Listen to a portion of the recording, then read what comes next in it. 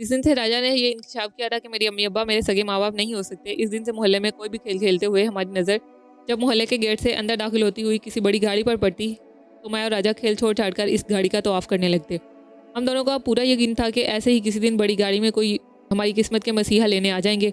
राजा साहब लोग और मेम साहबा की गाड़ी से उतरने से पहले ही जल्दी से मुझे गाड़ी के सामने ले जाकर खड़ा कर देता और मैं इंतहाई मासूम सी शक्ल बनाकर इस वक़्त तक इनके सामने पलके पटपटाता रहता, जब तक इन लोगों की नज़र मुझ पर पड़ नहीं जाती। दरअसल मैं और राजा चाहते थे कि अगर वो बड़ी गाड़ी वाले साहब और मैं मेरी तलाश में हमारे मोहल्ले में आए हैं, तो वो पहली ही नज़र में मुझे पहचान जाएँ। लेकिन दर्जनों जोड़ों के देखने के बावजूद मैं किसी का मतलूबा खोया हुआ बच्चा साबित न हुआ।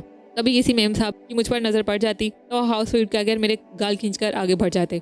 एक आध ने चॉकलेट भी थमा दी और एक दिन तो हद ही हो गई। मैं और राजा तो वैसे मोहल्ले के सबसे फैशनेबल बच्चे थे और हमारी अम्मियाँ खूब चमकाकर और कंघी पट्टी लगाकर घर से बाहर निकालती थी। मेरी अम्मी को तो हमेशा मुझे किसी की नज़र लग जाने का डर रहता था, लिहाजा वो मेरे माथे पर, नाक पर या गाल पर एक आधा काला टिक्का लगाकर घर से बाहर भेजती थी। लेकिन एक दिन मैं और राजा उसानी खाला के यहाँ सबक पढ़कर सीधे मोहल्ले के बड़े मैदान में पिट्ठू गोल गरम खेल रहे थे। हमारे सरों पर अभी तक घर से निकलते वक्त रखी गई सफ़ेद टोपियाँ मौजूद थी। अभी हमने खेल शुरू ही किया था कि मोहल्ले में सफ़ेद रंग की एक बड़ी सी गाड़ी दाखिल हुई। मैं और राजा गाड़ी देखते ही फ़ौरन इसके रुकने से पहले इसके अगले दरवाजे के सामने खड़े हो गए। अंदर से सूट पहने एक साहब और फिरोजी रंग की बेल बॉटम में मलबूस खूबसूरत सी खातून उतरी। राजा ने फौरन मुझे हाथ से पकड़कर एक कदम आगे खड़ा कर दिया। मेरे चेहरे पर इस वक्त वही मासूमियत का समंदर ठाठे मार रहा था। राजा भी इस तरह मुअद्दब खड़ा था जैसे इस जोड़े से कहना चाह रहा हो कि लें जी, संभाले अपनी अमानत, बहुत अरसा हिफाजत कर ली मैंने आपके बच्चे की, अब मजीद नहीं हो सकती। औरत हम दोनों को देखकर जरा सा मुस्कुराई और आंखों में शनासाई की हल्की सी लहर भर आई।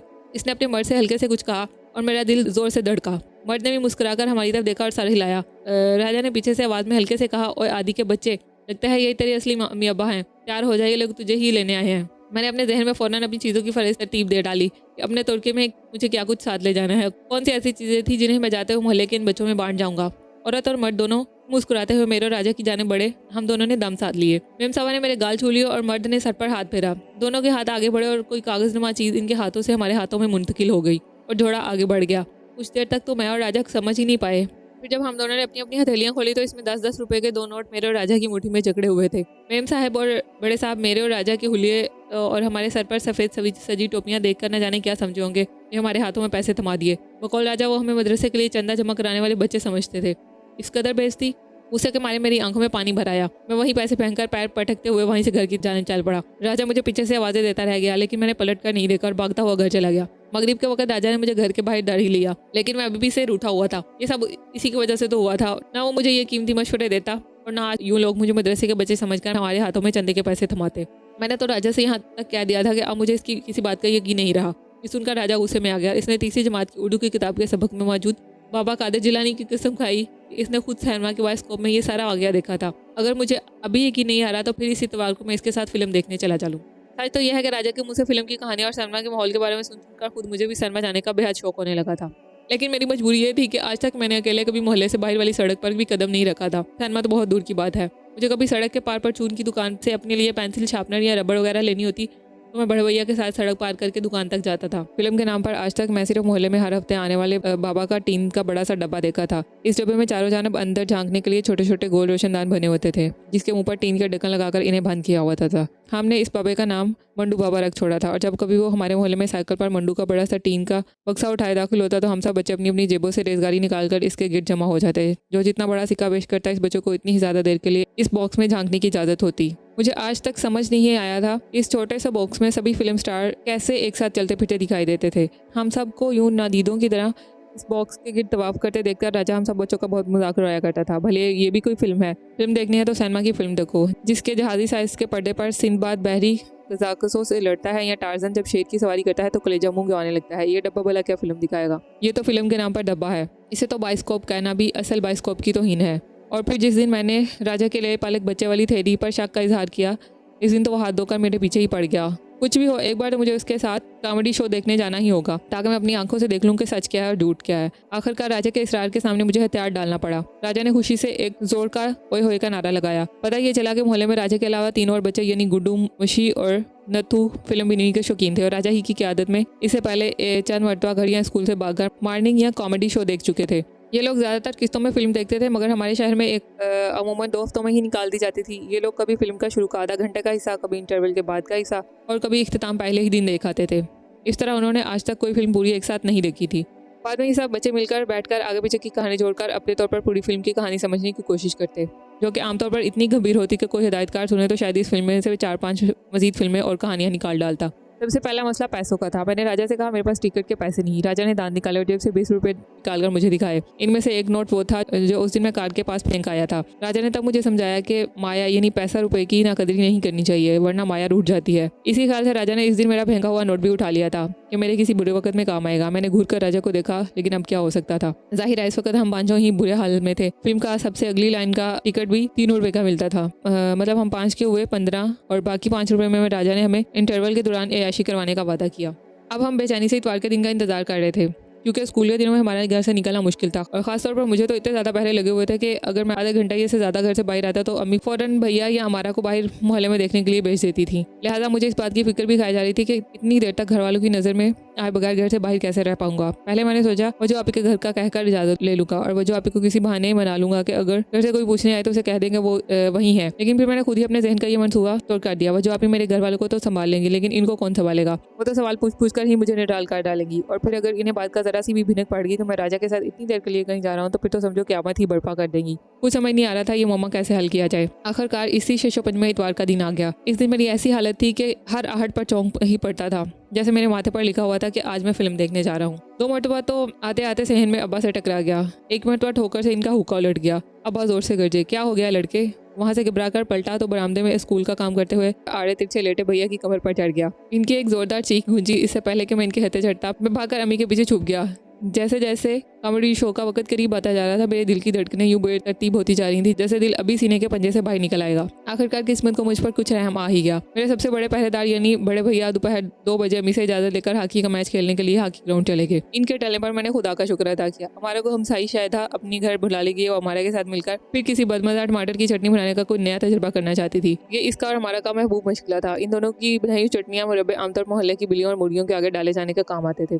2:30 बज चुके थे और 3 बजे कॉमेडी शो का वक्त था। बाहर से राजा की मखसूस सीढ़ियों की आवाज़ लगातार आना शुरू हो गई। अब्बा इतवार के दिन दादी से मिलने जाया करते थे। इनकी वापसी असर से पहले नामुमकिन थी। अम्मी दोपहर को ज़रा देर के लिए कमर टिकाती थी। बस मुझे इसी मौके का इंतजार था।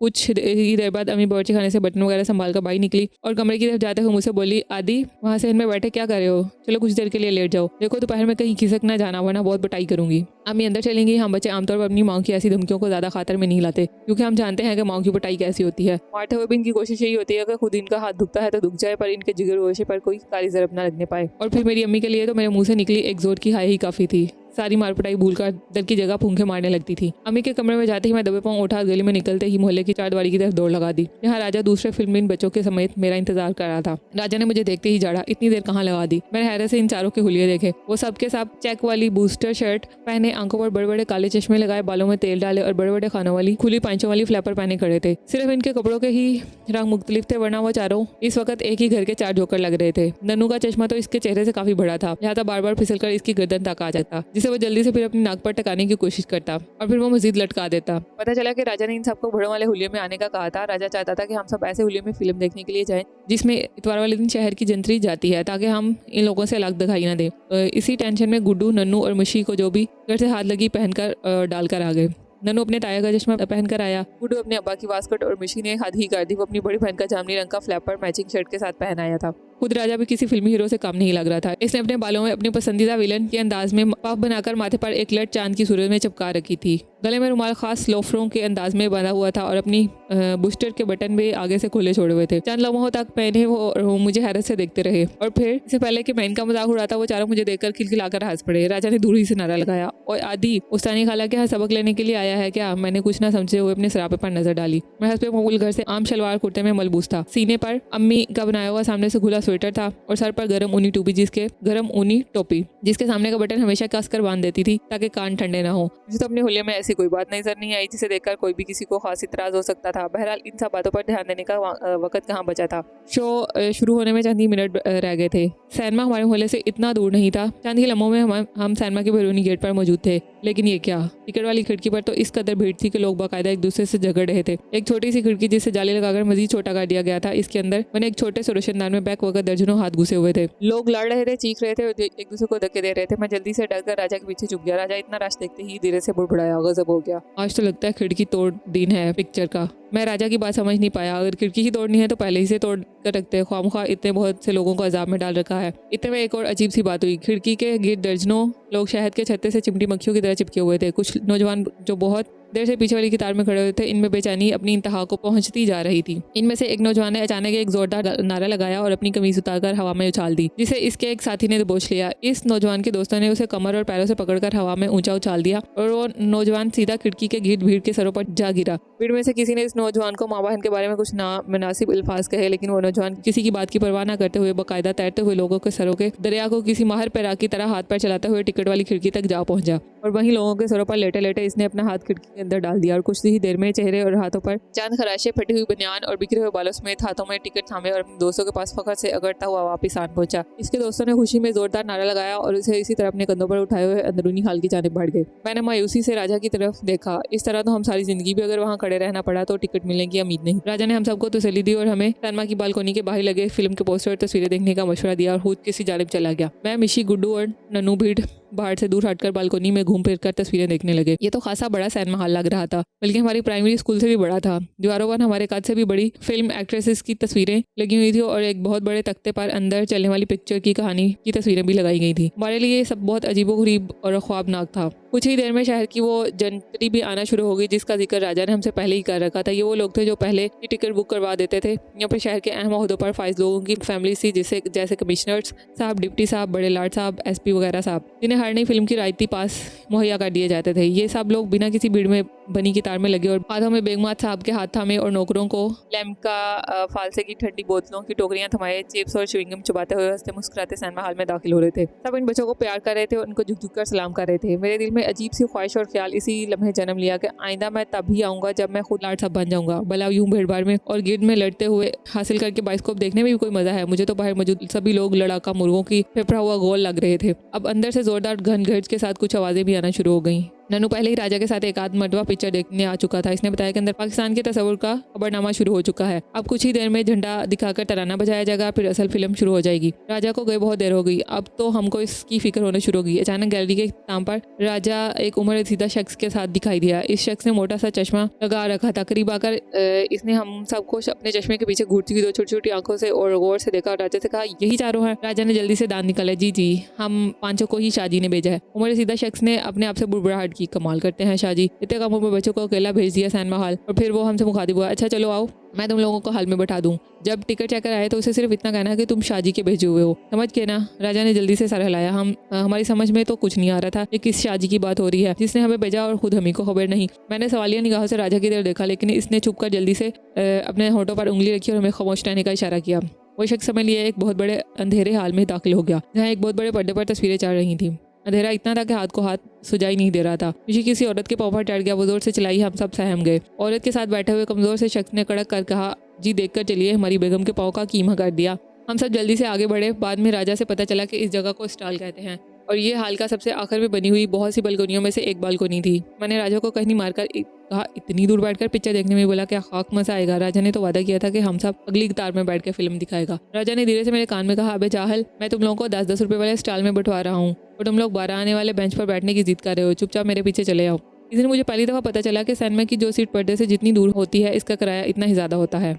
अजीब लोग होते हैं ये सिनेमा वाले। गफूर चाचा के हाथ तो टीवी के करीब बैठने के लिए हम बच्चों में बाकायदा जंग हुआ करती थी और यहाँ ये लोग दूर बैठने के लिए बाकायदा ज़्यादा पैसे देने को तैयार होते हैं। वो उम्र सीधा शख्स हमें हमारी सीटों पर बैठाकर चला गया। जाते जाते इसने अजराह मुरव्वत राजा से पूछा कि खाने पीने के लिए कुछ चाहिए तो बता दें। राजा ने फौरन इससे गर्म मूंगफलियाँ, आइसक्रीम, भुने हुए पॉपकॉर्न और नींबू सोडे की बोतलें सब कुछ सबके लिए भिजवाने को कह दिया। मैं शदीद हैरतज़दा था कि 20 रुपये में हमें स्टॉल में सीट भी मिल गई। इसके बावजूद इतने पैसे बच के राजा ने इतना बहुत ऑर्डर भी कर दिया। अभी हम इसी शिशोपंज में थे कि फिल्म शुरू होगी। हीरो के पर्दे पर आने पर लोगों ने जोरदार सीटियां बजाई और कुछ लोगों ने स्क्रीन पर सिक्के निछावर किए। नन्नू और गुड्डू ने सिक्के उठाने के लिए उठकर लपकना चाहा तो राजा ने इन्हें झिड़क कर मना कर दिया। बाकी इतने बड़े पर्दे पर पिक्चर देखने का तो अपना ही अलग मजा था। फिल्म में गाने थे, म्यूजिक बिछाने वाले मुझे ढूंढने पर भी कभी दिखाई नहीं दिए। पता नहीं जब हीरो हीरोइन गाना गाते थे तो अचानक म्यूजिक कहाँ से बजना शुरू हो जाता था। म्यूजिक बिछाने वाले इन दरख्तों या पहाड़ों के पीछे छुपे हुए बैठे थे जहाँ हीरो हीरोइन बाहों में बाहें डाले गुनगुना रहे होते थे। इंटरवल में हमारे लिए खाने पीने की चीजें भी आ गई। मैंने नोट किया कि चीजें लाने वाले शख्स ने हम सबको बहुत इज्जत और प्यार दिया।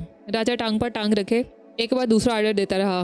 कटरियों, फलों और ड्राई फ्रूट्स की बड़ी टोकरियां आती रहीं। दरमियान में 1 मिनट बाद शख्स टार्च लिए टिकट चेक करने के लिए भी आया, लेकिन राजा ने तहमकाना लहजे में उसे बताया कि सीट नंबर 1 से लेकर 5 तक सारे शादी के भेजे हुए हैं। टिकट चेकर जल्दी से सर हिलाता हुआ आगे बढ़ गया। फिल्म का हीरो इसमें मोटर मैकेनिक का किरदार अदा कर रहा था। गुड्डू और नन्नू ने वहीं पर अहद कर लिया कि वो दोनों भी बड़े होकर मोटर मैकेनिक बनेंगे और इस जैसी मेम से शादी करेंगे। आखिरकार 3 घंटे के बाद फिल्म खत्म हुई। फिल्म के इख्तिताम पर राजा को जल्दी में दिखाई दिया। इसने हम सबको जल्द से जल्द सिनेमा से बाहर निकल जाने का हुक्म दिया और खुद भी भीड़ में कूदता फांदता गायब हो गया। सिनेमा से निकलते ही मुझे घर की फिक्र दामनगीर हुई। मुझे जितनी सूटें आयात याद थी वो पढ़ते हुए दिल ही दिल में खुदा के सामने गिड़गिड़ाता रहा कि खुदा करे मेरी इतनी लंबी गैर हाजिरी के बावजूद घर वाले ने नोटिस ना लिया हो, वरना मेरी तो खैर ही नहीं। कामते हाथों से मैंने ठीक शाम 6:15 पर घर का दरवाजा खोला। सहन में कोई दिखाई नहीं दे रहा था। डरते डरते बरामदे में झांका तो अम्मी पर नजर पड़ी, जो स्थानीय खाला के साथ बैठी इधर उधर की बातों में मशगूल थी। मुझे देखते ही गुस्से से बोली, आदि कहाँ वाड़ागर्दी करते रहते हो दिन भर? अभी तुम्हारे भैया को मैंने सकीना खाला के यहाँ भेजा है तुम्हें बुलाने के लिए, कहाँ गायब थे दिन भर? मतलब अम्मी को खास पता नहीं चला कि मैं कब से गायब हूँ।